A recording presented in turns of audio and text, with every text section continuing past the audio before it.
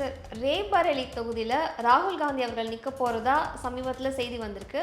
அவர் வந்து நாமினேஷன் கூட பண்ணிட்டாரு. அந்த தொகுதி அப்படிங்கிறது கிட்டத்தட்ட ஒரு காங்கிரஸோட குடும்ப தொகுதியாகவே பேசப்படுது. ராய்பரேலியில் வந்து அவங்க நிற்க போகிறதில்ல, நான் ராஜ்யசபாவுக்கு போகிறேன்னு முடிவு எடுக்கிறாங்க. இதுக்கு பின்னாடி எங்கே பிரச்சனை வருதுன்னா, பிரியங்கா காந்தியை அரசியலில் கொண்டு வர வேண்டும்ங்கிறது பொதுவாகவே ஒரு கருத்தாக இருக்குது. அப்போ ராய்பரேலியில் வந்து பிரியங்கா நிற்கலன்னு உடனே வாத்ரா நான் நிற்கிறேன் அப்படிங்கிறாரு. சொல்லும் போதெல்லாம் அமைதியில் நிற்கிறேன்னு தான் பேசுகிறாரு ஒழிய, அவர் வந்து அவருடைய மனதில் இருந்ததெல்லாம் ராய்பரேலி தான். 17,068 கோடி சொத்து வச்சுருக்காரு. அவருடைய பொண்ணு பினாக்காவுக்கு மட்டும் 2,100 கோடி சொத்து இருக்குது. இதுதான் அந்த குடும்பம் அவங்களை பொறுத்த வரைக்கும். இவர்கள் வரக்கூடாதுங்கிறதுல ரொம்ப தெளிவாக இருக்காங்க. அப்போ ராகுல் காந்தி ஐயாவுக்கு வயநாடே போரும்னு தான் அவர் நினைக்கிறார். அவர் 2வது தொகுதி வேணும்னு அவர் நினைக்கல. ஆனால் வாத்ரா வருவதற்கு காரணமாகவோ அல்லது பிரியங்கா காந்தி முன்னெடுக்கப்படுவதற்கு காரணமாகவோ இருந்துடக்கூடாதுன்னு தான் இவர் இங்கேருந்து ராய்பரேலிக்கு போகிறார். ஆனால் அவரும் வந்துட்டு பத்திரிகையாளர்களை சந்திக்கும் போது எனக்கு இதில் இஷ்டம் கிடையாது, ஆனால் என்னோட கட்சி சொல்கிறதுனால நிற்கிறேன் அப்படின்னு சொல்கிறாரு. இல்லை, அவர் பட் அது சரியான அணுகுமுறையா? 5 வருடத்துக்கு முன்னாடியே அவர் அரசியலில் வந்து இவங்க எல்லாரும் நான் எவ்வளோ உழைத்தாலும் இவங்க வந்து சரியில்லைங்கிறது சொல்லிட்டார். 2019 தோல்விக்கு பிறகு அவர் காங்கிரஸை சாடியிருக்கார். நான் எவ்வளோ உழைச்சிருக்கேன், நான் எவ்வளோ தூரத்துக்கு இதில் இறங்கி பண்ணுறேன், இதற்கான எந்த ஒத்துழைப்பும் என்கிட்ட கூட இருக்கிறவங்ககிட்ட இல்லை அப்படிங்கிறத சொல்கிறாரு. அதனால் நான் தமிழர் கட்சியை நான் குறையும் சொல்ல மாட்டேன், அதை பற்றி விமர்சிக்கவும் விரும்ப மாட்டேன். ஏன்னா அவங்க பண்ணுற தப்பு 2 தான். ஒரு வேட்பாளரை திரும்ப நிறுத்துறதில்லை. ஏன் நிறுத்துறதில்லை? 2வது ஆக்கப்பூர்வமாக எதுவுமே பேச மாட்டேங்கிறீங்க. எல்லாரையும் விமர்சித்துட்டே இருக்கிறதுக்கு என்ன இருக்குது? அண்ணாமலை அவர்களும் அதை தானே பண்ணிட்டு இருக்காங்க. கிடையாது. அண்ணாமலை அவர்கள் விமர்சித்ததோடு நிற்காம தெளிவாக ஆய்வு செய்கிறாரு, தெளிவாக அவங்களை ட்ராப் பண்ணுறாரு, தெளிவாக சுத்த விடுறாரு. சுத்தமாக அவர் அடுத்தவன் என்ன பண்ணணுங்கிறத இவர் தீர்மானிக்கிறார். அதாவது எதிரி என்னுடைய ஆயுதம் என்னங்கிறத எதிரி தான் தீர்மானிக்கிறான். சீமான் ஐயா சொல்லுவார், பழைய புத்தகங்களை படிச்சுட்டு உங்ககிட்ட சொல்லுவார், எதிரி என்ன செய்ய வேண்டும்ங்கிறத நான் தீர்மானிப்பேங்கிறது தான் அண்ணாமலையோட கருத்து.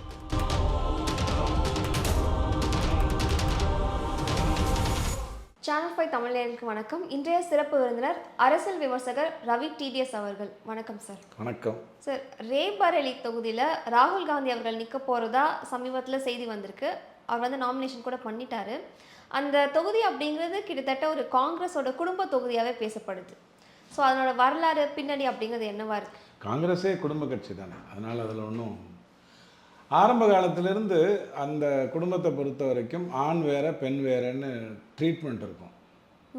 நேரு ஐயாவுக்கு இந்திரா காந்தி அம்மா மட்டும்தான் குழந்தை என்கிற ஒரே காரணத்தினால தான் இந்திரா காந்தி அம்மா அரசியலுக்கு வர முடிஞ்சது. அங்கே ஒரு பையன் பிறந்திருந்தால் இந்திரா காந்தி அம்மா வந்திருக்க முடியாது. உதாரணம் நான் சொல்கிறேன். இந்திரா காந்தி அம்மா ரொம்ப ஒரு லிபரல் தாட்ஸ் இருக்கிற ஒரு பிஎம் தானே இருந்தார். அதெல்லாம் ஒன்றும் மாற்று கருத்து இல்லை. பட் நிர்பந்தம் பையனே இல்லைன்னும் போது நீங்கள் ஆட்டோமேட்டிக்காக பொண்ணு வந்து அரசியலுக்கு வராங்க. அடுத்தது வந்து எல்லா பெண்ணுக்கும் தந்தை தான் ஹீரோ, அது வேறு விஷயம். நான் சொல்கிறது நேருடைய பார்வையில் இருந்து. இந்திரா காந்தி அம்மா வந்துட்டாங்க, அவங்களுடைய அரசியல் வேறு விதமாக இருந்தது. அப்போ வந்து மேனகா காந்தி, சஞ்சய் காந்தி வந்து சில விஷயங்களை செய்கிறாரு. சஞ்சய் காந்தியை நம்ம ஒரு துர்மணத்தில் இழக்கிறோம். இழந்ததுக்கப்புறம் மேனகா காந்தியை அப்படியே ஓரம் கட்டிட்டாங்க. ஏன்னா மேனகா காந்தி அவங்களை பொறுத்த வரைக்கும் அடுத்த வீட்டு பெண். இந்த வீட்டுக்கு வந்து விட்டாலும் அவங்க அடுத்த வீட்டு பெண். அதற்கு பிறகு ராஜீவ்காந்தி ஐயா தான் வராரு. ராஜீவ்காந்தி ஐயாவுக்கும் இதே மாதிரி இந்திரா காந்தி அம்மாவை இழக்கிறோம், ராஜீவ்காந்தி ஐயாவை இழக்கிறோம். அப்படின்னும் போது யாரும் இல்லாத ஒரு சூழ்நிலையில் ஒரு பெண் முடிவெடுக்கக்கூடிய தன்மை திரும்ப அந்த குடும்பத்தில் வருது. அது சோனியா காந்தி அம்மா டிசைட் பண்ணுறாங்க. இல்லைன்னா சோனியா காந்தி அம்மா அரசியலுக்கு வருவதற்கு விட்டுருக்க மாட்டாங்க. அவங்க வர்றாங்க. ஜெயராம் ரமேஷ், கம்யூனிஸ்ட் தலைவர்கள் இங்கேருந்து திமுகவில் 4 வருஷம் பிஜேபியில் ஆட்சியிலேருந்து எல்லா வேலையும் பண்ணி முடிச்சுட்டு இவங்க காங்கிரஸுக்கு போகிறாங்க. சோனியா காந்தி அம்மா பிரதமர் ஆகலை. மன்மோகன் சிங் ஐயா வர்றாரு. சோனியா காந்தி அம்மா 1999 ராய்பரேலியில் தொடர்ந்து வெற்றி பெற்றுட்டு வந்துட்டுருக்காங்க. 4 லட்சம், 5 லட்சம், 3 லட்சம் வாக்குகளில் வெற்றி பெற்றுட்டு வந்துட்டுருக்காங்க. ஆனால் அந்த சூழ்நிலை அமைதியில் இல்லை. அதுக்கு நான் அப்புறம் வரேன். அப்போது சோனியா காந்தி அம்மா வெற்றி பெற்றுட்டு வந்துட்டுருக்காங்க. இந்த வாட்டி அவங்க திடீர்னு வந்து நான் ராஜ்யசபாவுக்கு போகிறேன் அப்படின்னு சொல்கிறாங்க. எந்த மாற்றமும் கடந்த 3 வருஷத்தில் பெருசாக நடக்கலை. ராகுல் காந்தி ஐயா நான் பார்த்துக்கிறேன் காங்கிரஸ்ன்னு சொல்லலை. கார்கே வந்து தலைவராக இருக்காருங்கிறத தவிர வேறு எந்த மாற்றமும் அங்கேருந்து வரலை. G23 இருக்கக்கூடிய எதிர்ப்பாளர்கள்ங்கிறவங்க ஒன்றும் பெரிய சமரசத்துக்குள்ளே வந்துடல. இதுதான் காங்கிரஸோடைய நிலைமை. ராய்பரேலியில் வந்து அவங்க நிற்க போகிறதில்ல, நான் ராஜ்யசபாவுக்கு போகிறேன்னு முடிவு எடுக்கிறாங்க. இதுக்கு பின்னாடி எங்கே பிரச்சனை வருதுன்னா, பிரியங்கா காந்தியை அரசியலில் கொண்டு வர வேண்டும்ங்கிறது பொதுவாகவே ஒரு கருத்தாக இருக்குது. பிரசாந்த் கிஷோர் கூட சொன்னார், தயவு செஞ்சு ராகுல் காந்தி ஐயா சிந்தனை பண்ணணும், ஒதுங்கிக்கணும், பிரியா காந்தியை கொண்டு வரணும் அப்படிங்கிற அளவுக்கு சொல்லியிருந்தார். இன்ஃபேக்ட் ஒரு ஸ்பெகுலேஷன் கூட இருந்தது, ஏன்னா அவங்க தான் வந்து ரேபரேலி தொகுதியில் நிற்க வருவாங்க அப்படிங்கிறது இருந்தது. அவங்க ஒர்க் பண்ணியிருக்காங்க. ஆனால் பிரியங்கா காந்தியை அரசியலுக்கு வர வைக்கக்கூடாது. ஏன்னா இப்போ அவங்க வேறு வீட்டுக்கு போயிடும். இந்த வீட்டு மகள் தான், இந்த வீட்டு தங்க தான், ஆனால் வேறு வீட்டு பெண் அப்படின்னு பார்க்கக்கூடிய அந்த மனம். ஏன்னா ஒரு குடும்ப கட்சி, அவங்க அதை தான் முடிவு பண்ணுவோம். காலங்காலமாக 2 முடிவுகள், அந்த குடும்பத்திலேருந்து 2 பெண்கள் பெருசாக வந்திருக்காங்கன்னா, ஒன்று இந்திரா காந்தி அம்மா வேறு வழி இல்லாதனால, சோனியா காந்தி அம்மா வேறு ஆண் இல்லாதனால, இப்படி தான் அவங்க வந்திருக்காங்க. இல்லைன்னா வந்திருக்க மாட்டாங்க. அங்கேருந்து ஒரு ஆண்மகன் தான் வந்திருப்பான். அப்போ ராய்பரேலியில் வந்து பிரியங்கா நிற்கலன்னு உடனே வாத்ரா நான் நிற்கிறேன் அப்படிங்கிறாரு. சொல்லும் போதெல்லாம் அமைதியில் நிற்கிறேன்னு தான் பேசுகிறாரு ஒழிய, அவர் வந்து அவருடைய மனதில் இருந்ததெல்லாம் ராய்பரேலி தான். 17,068 கோடி சொத்து வச்சுருக்காரு. அவருடைய பொண்ணு பினாக்காவுக்கு மட்டும் 2,100 கோடி சொத்து இருக்குது. இதுதான் அந்த குடும்பம் அவங்கள பொறுத்த வரைக்கும். இவர்கள் வரக்கூடாதுங்கிறதுல ரொம்ப தெளிவாக இருக்காங்க.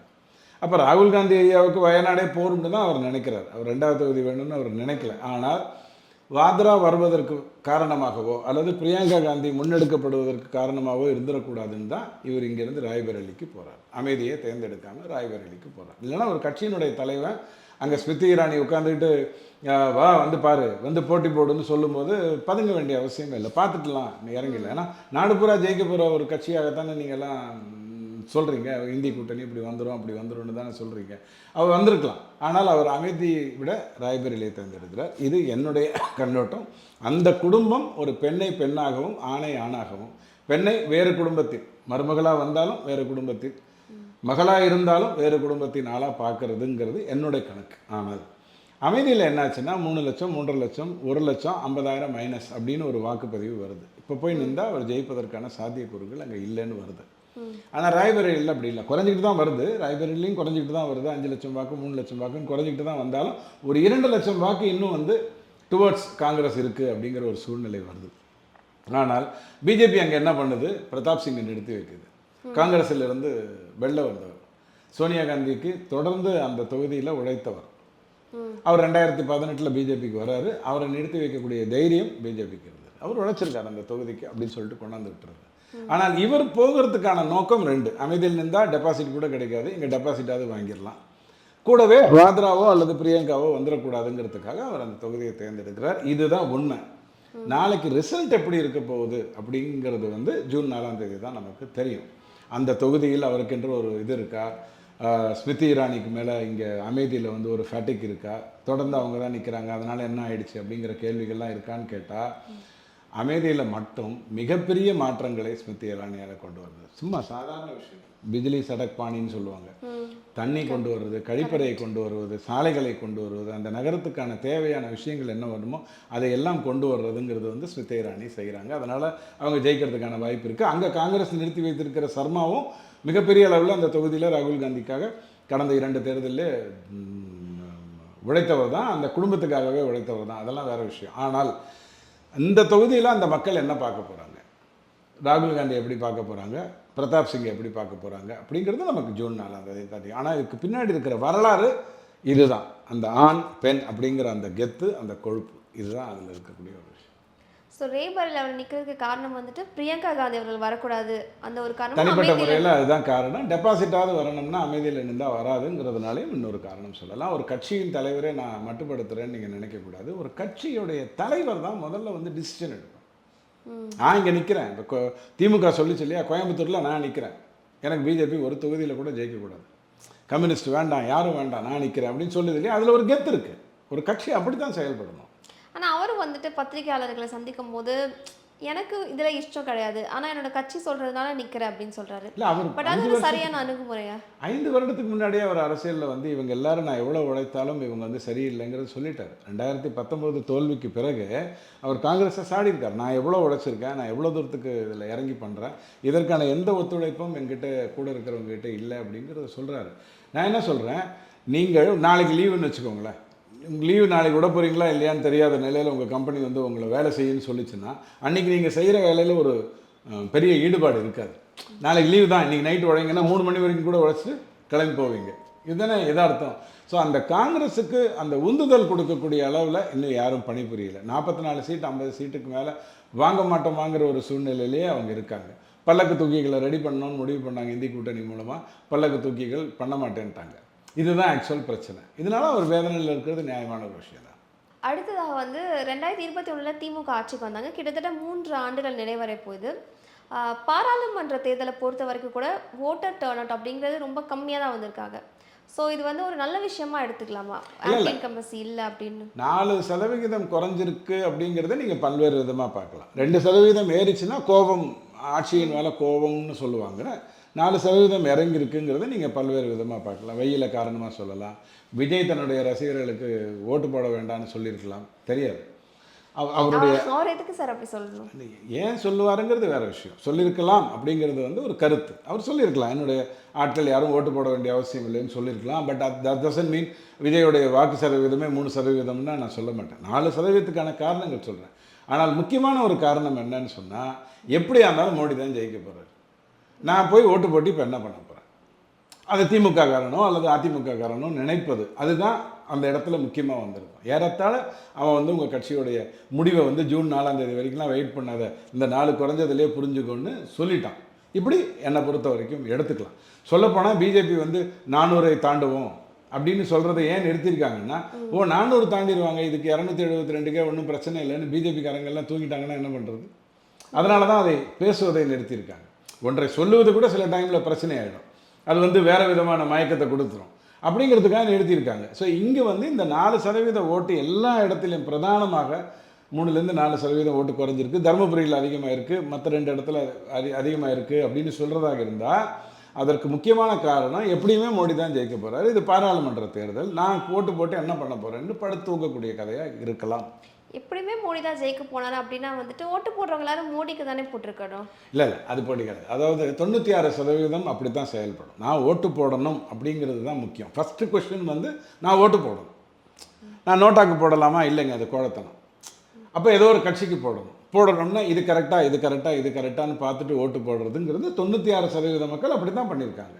4% மக்கள் மட்டும் இப்படி பண்ணியிருக்காங்க. அதனால எல்லா மக்களும் அப்படி பண்ணாங்கன்னு யார் சொல்லுவாங்க? 96% தான் ஓட்டு வந்திருக்கேன். போன முறையை விட இந்த முறை 96% வந்திருக்கு. ஸோ அவங்கெல்லாம் ஆக்கப்பூர்வமாக தான் ஓட்டு போட்டிருக்காங்க. ஓட்டு போடணும்னு முடிவு பண்ணுறவன் யோசனை பண்ணி தான் போட்டிருக்கான். அதில் எந்த குழப்பமும் இல்லை.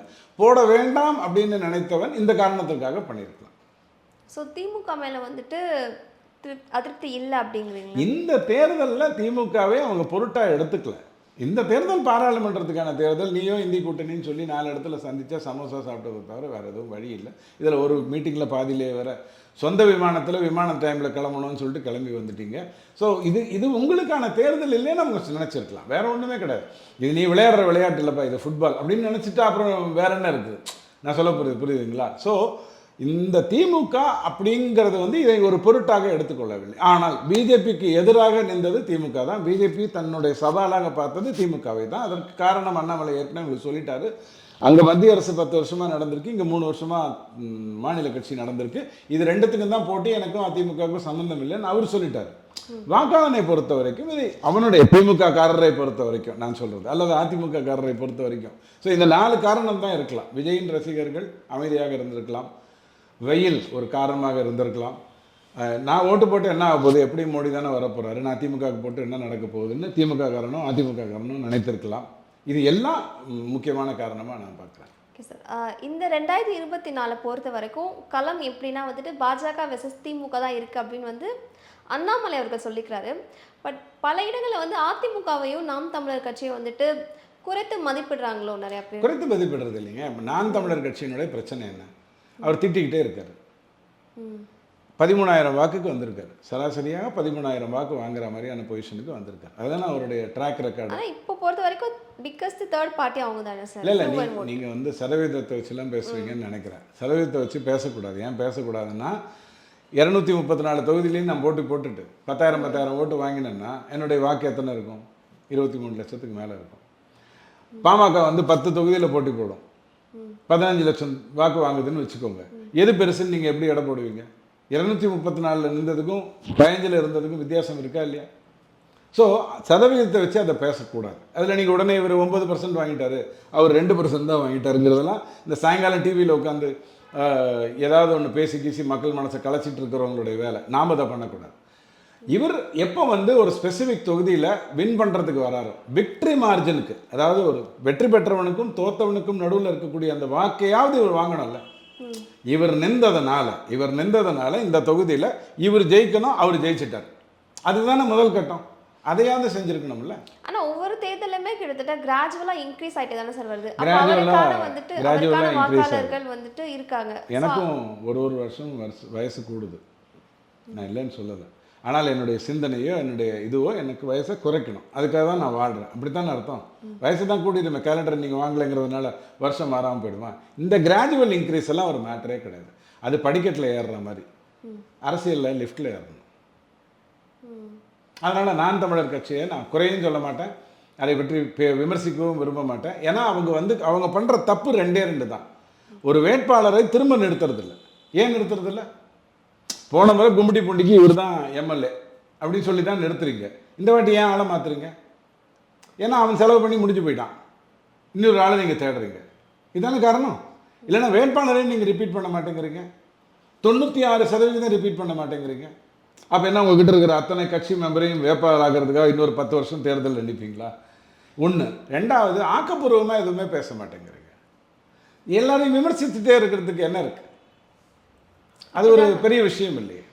அண்ணாமலை அவர்களும் அதை தானே பண்ணிட்டு இருக்காங்க. கிடையாது. அண்ணாமலை அவர்கள் விமர்சிக்கிறதோடு நிற்காம தெளிவாக ஆய்வு செய்கிறாரு, தெளிவாக அவங்களை ட்ராப் பண்ணுறாரு, தெளிவாக சுத்த விடுறாரு,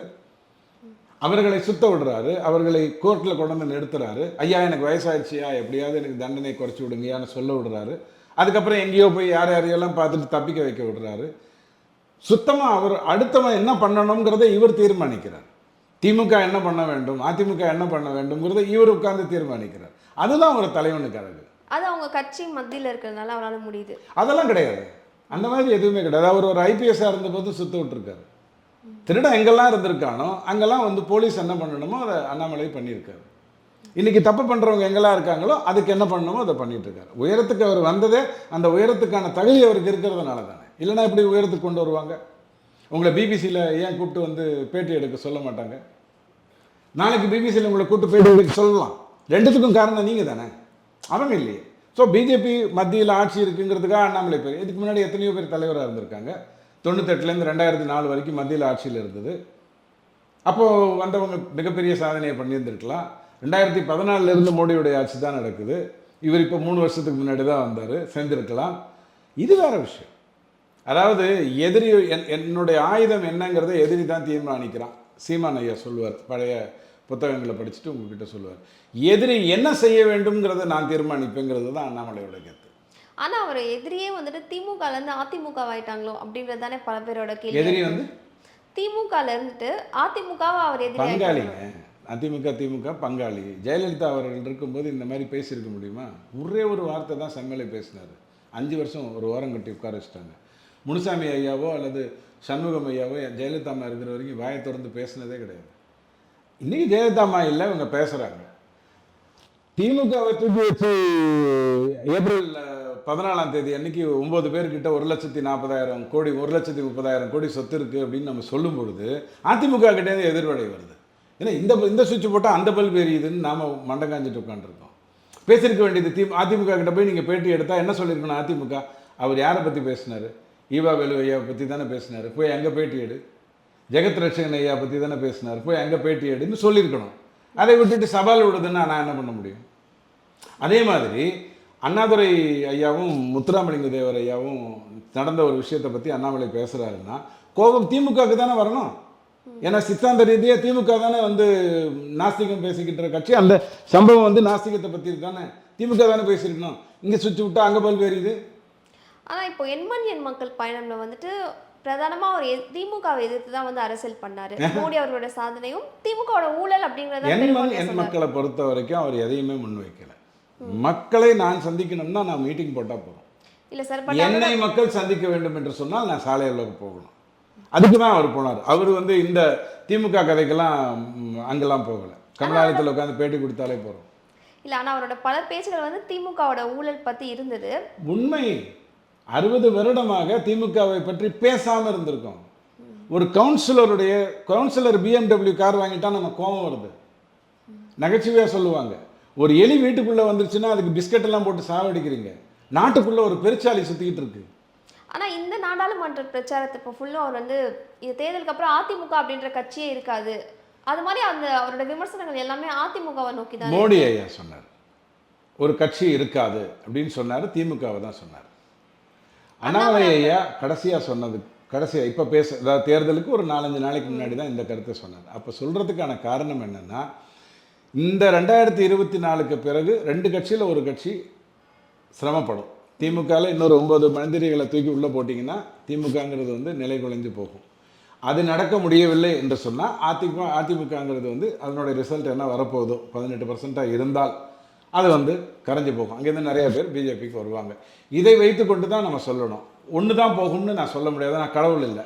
இந்த ரெண்டுத்தில் என்ன நடக்குதுங்கிறது முக்கியம். ப்ராபப்ளி அண்ணாமலை ஐயா அந்த 9 பேரை உள்ள தூக்கி போடுறதுங்கிறதுக்கான கிரவுண்டு வேலைகளை ஒழுங்காக செஞ்சு இடிக்கு கொண்டு போய் புகார்களை கொடுத்து பண்ண போகிறாரா, இல்லை திமுகவை விட்டுட்டு அதிமுகவை ஃபோக்கஸ் பண்ண போகிறாராங்கிறது நமக்கு தெரியாது. ஆனால் 2 ஒன்று இருக்காது அப்படிங்கிறது முக்கியம். ஆனால் 2026 வரைக்கும் இதே முக்கோண தேர்தல் நடக்கலாம். இதே முக்கோண தேர்தல் 2026 கூட நடக்கலாம், வாய்ப்பு இருக்குது. 2024 ரிசல்ட்டை பொறுத்து இருக்குது. தமிழகம் என்றைக்குமே 39-0 தான் கொடுக்கும். அது அரைகுறையாக அதுக்கு கொடுக்க தெரியவே தெரியாது. 4 சீட்டு 3 சீட்டுன்னு கொடுக்கறதுக்கு அதுக்கு தெரியவே தெரியாது. ஸோ அதை என்ன பண்ண போகுதுங்கிறத வச்சு நம்ம அந்த முடிவுக்கு வரணும். ஐ திங்க் தேர்தலுக்கு முன்னாடி வரைக்கும் அதிமுகவை சேர்ந்த சண்முகம் அவங்கள மாதிரியான ஆட்கள் வந்துட்டு ரொம்ப ஊசிஃபரஸாக பாஜகவை எதிர்த்து பேசிகிட்டு இருந்தாங்க.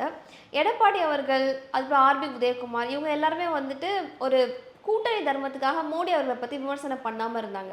இப்போ பாஜக இப்படி பேச ஆரம்பிச்சிட்டதுனால அவங்களும் மோடி அவர்களெல்லாம் விமர்சனம் பண்ணுறாங்களே. சின்ன சின்ன மாற்றம் உங்களுடைய கேள்வியில்.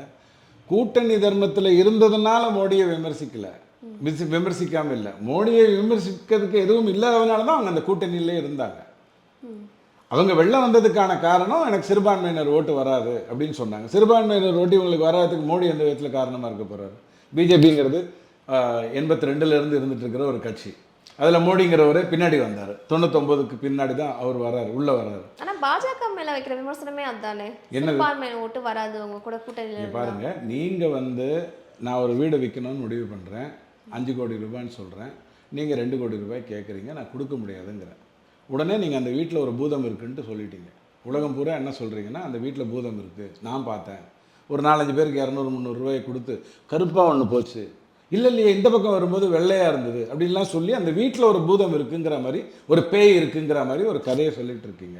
உள்ளே போய் இருக்க போகிற எனக்கு தெரியும் அந்த பேய்க்கும் அந்த பூதத்துக்கும் வேலை இல்லைங்கிறது. சிறுபான்மையினர் விஷயத்தை பற்றி நீங்கள் பேசுகிறதா இருந்தால், தமிழ்நாட்டிலேயே ஒரு தொகுதியில் வந்து பிஜேபி ஜெயிக்கும்னா நீங்கள் எந்த தொகுதி சொல்லுவீங்க? கன்னியாகுமரியாக இருக்கலாம். கன்னியாகுமரிங்கிறது வெறும் இந்துக்கள் இருக்கக்கூடிய தொகுதியா? அங்கே கிறிஸ்தவர்கள் இல்லை, இஸ்லாத்தவர்கள் இல்லை, மீனவர்கள் இல்லை, எவ்வளோ பெரிய மிக்சட் பாப்புலேஷன் இருக்கக்கூடிய ஒரு ஊர். அங்கே எப்படி பிஜேபி ஜெயிக்குது? போலரைசேஷன் நடந்ததுன்னா தமிழ்நாடு பூரா சாத்தியம். கன்னியாகுமரி மாதிரி மிக்சட் பாப்புலேஷன் இருக்கக்கூடிய இடத்துல என்னால் போலரைசேஷன் பண்ண முடியும்னா, மயிலாப்பூர்லேயும் சைதாப்பேட்டையிலையும் கும்மிடிப்பூண்டிலையும் என்னால் ஈஸியாக பண்ண முடியுமே. இல்லை, அது மாதிரியான இடங்களில் தானே பண்ண முடியுது.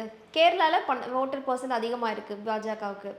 யார் சொன்னால் கேரளாவில் பிஜேபிக்கு அதிகமாக இருக்குன்னு? அங்கே காங்கிரஸும் கம்யூனிஸ்டும் தானே மாற்றி மாற்றியாக வந்துட்டு இருக்கு. தமிழ்நாடோட கம்பேர் பண்ணும்போது 15% வாக்குகள் வச்சுருக்காங்க இல்லையா? இங்கே பாருங்கள், போலரைசேஷனுங்கிறத வந்து நீங்கள் எப்படி புரிஞ்சுக்கணும்னா, 2 பேர் 2 விதமாக பிரிஞ்சுட்டு இருக்காங்க அப்படின்னு சொன்னால் அவங்களை வைத்துக்கொண்டு கதை பண்ணுவது. திமுகங்கிற ஒரு கட்சி எம்ஜிஆர் அவர்களை வெளியேற்றியதால் 2 கட்சியாக மாறிச்சு. இப்போ அதிமுக திமுகன்னு அது வந்தது. சப்போஸ் இது மட்டும் நடக்கலைன்னு வச்சுக்கோங்களேன், தமிழ்நாடு எப்படி இருந்திருக்கும்னா திமுக வர்சஸ் தேசிய கட்சின்னு தான் இருந்திருக்கும். இது நடந்த உடனே நீ திமுகவா நான் அதிமுக அப்படிங்கிற போலரைசேஷனை இவங்களே கிரியேட் பண்ணாங்க. எம்ஜிஆர் வந்து கொஞ்சம் நட்போட டீல் பண்ணார், ஜெயலலிதா அம்மா வந்து அடித்து தள்ளி தூக்கி போட்டாங்க. இவங்க 2 பேரும் போனதுக்கு அப்புறம் இவங்க பங்காளி ஆகிட்டாங்க. இங்கே போலரைசேஷனுக்கே வேலை இல்லை. அதனால தான் கேபி முனிசாமி மாதிரி இருக்கிறவங்க நாங்கள் பங்காளிகள், என்ன வேணாலும் சண்டை போட்டுப்போம் அப்படின்லாம் பேசுகிறாங்க. போலரைசேஷன் பண்ணணுங்கிற ஒரு நோக்கமே ஒரு அரசியல் கட்சிக்கு இருக்கக்கூடாது. இருந்ததுன்னா அவங்க சஸ்டெயின் ஆக மாட்டாங்க. அது பிரிட்டிஷ் கொடுத்த கலாச்சாரம். டிவைட் அண்ட் ரூலுங்கிறது பிரிட்டிஷ்காரன் பண்ண. ஏன்னா அவனுக்கு சொந்தமாக எதையுமே பண்ண தெரியாது, அடுத்தவங்ககிட்ட வந்து தான் எல்லா வேலையும் பண்ணுவான்.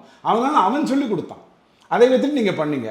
கன்னியாகுமரி மாதிரியான ஒரு சென்சிட்டிவ் போர்ஷன், ஒரு எல்லா விதமான மக்கள் இருக்கக்கூடிய இடத்துல பிஜேபி ஜெயிக்குதுன்னு சொன்னால் அவங்க எப்படி வாக்கு பிரிக்கிறாங்கன்னு நீங்கள் எடுத்துக்கிறீங்க. ஒரு உதாரணத்துக்கு சொல்லுவோம், அங்கே 85% இந்து 15% கிறிஸ்டியன்ஸ்னு இருக்காங்களா?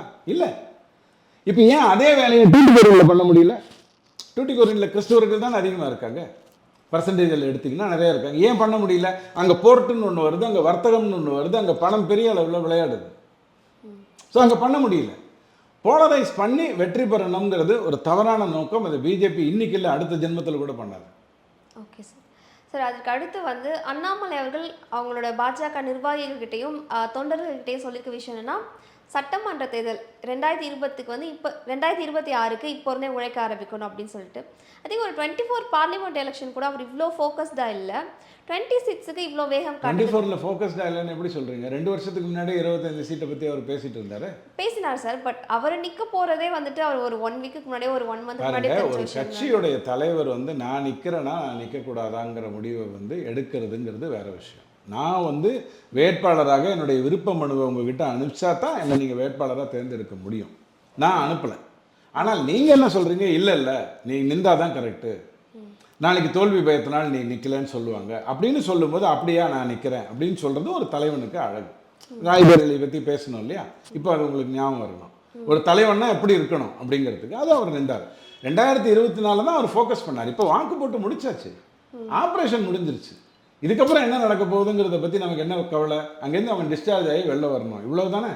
ஆனால் 26ஐ நோக்கி போகணும். ஏன்னா 26ங்கிறது சட்டமன்ற தேர்தல். அங்கே வந்து தொகுதி ரீதியாக வித்தியாசம் வரும். ஒரே மாதிரியான ஒரு கண்ணோட்டத்தில் மோடி வேண்டுமா வேண்டாமாங்கிற முடிவை சட்டமன்றத்தில் எடுக்க வைக்க முடியாது. ஆனால் தமிழ்நாடை பொறுத்த வரைக்கும் தொங்கு பாராளுமன்றமோ தொங்கு சட்டமன்றமோ இன்னி வரைக்கும் கொடுத்ததே இல்லை. அது கரெக்டாக ஓட்டு போடணும். ஓகே. அதனால் இங்கே நீங்கள் ஃபோக்கஸ் பண்ணணும், இண்டிவிஜுவல் ஐடியாஸ்குள்ளே வரணும். அந்த ஊர் அந்த அந்த இதில் என்ன பிரச்சனைகள் இருக்குது, அது எப்படி நான் தீர்க்க போகிறேங்கிறது வரணும். 234 தொகுதியிலையும் மீட்டிங் நடத்திருக்காரு அண்ணாமலை ஐயா. எண்மண் எண்மக்கள்ல 234 தொகுதியிலையும் அந்த ஊரை பற்றி பேசியிருக்காரு, அந்த ஊரினுடைய பிரச்சனைகளை பற்றி பேசியிருக்காரு, எனக்கு இது தெரியும்னு சொல்லியிருக்காரு. ஸோ அவர் வந்து 26ஐ நோக்கி போகிறதுங்கிறதுக்கு காரணம் எலெக்ஷன் முடிஞ்சு போச்சு. இனி அதில் என்ன வேலை இருக்குது?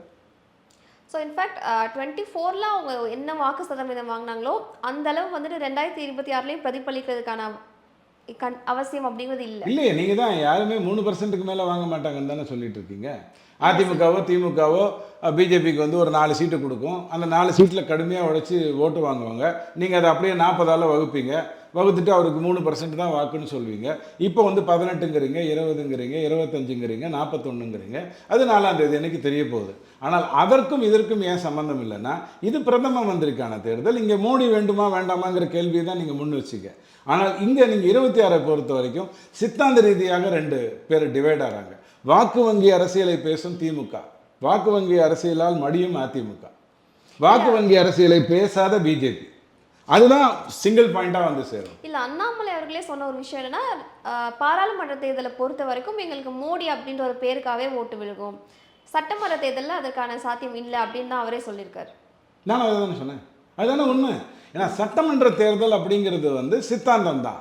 நீயான் அதாவது ஊழல் ஒரு விதத்தில் பிரச்சனையாக வரும். 96ல் ஊழலை மெய்யுறுத்தி தான் தமிழ்நாடு ஓட்டு போட்டுச்சு.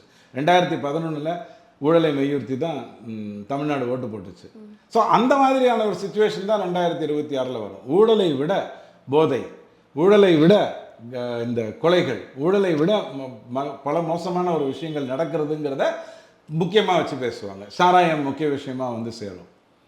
இதையெல்லாம் மையுறுத்தி தான் அவர் அந்த தேர்தலை சந்திப்பார்.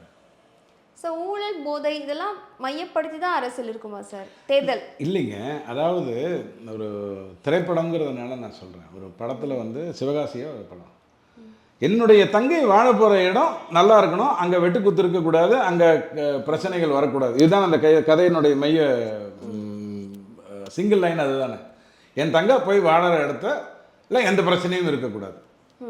அதுதானே அவர் அதை பண்ணார். அந்த மாதிரி ஒரு நாட்டில் எது இருக்கக்கூடாது அப்படின்னு நீங்கள் பார்க்குறது, அந்த வாழும் மக்கள் இருக்கக்கூடிய ஒரு இடத்துல போதைங்கிறது வந்து அடுத்த சமுதாயத்தை சாவடிச்சிடும். ஊழலுங்கிறது 9 பேரையோ 12 பேரையோ பணக்காரனாக உருவாக்கிட்டு அவன் சொல்கிறதெல்லாம் கேட்க வேண்டிய அவசியம் வந்துடும்.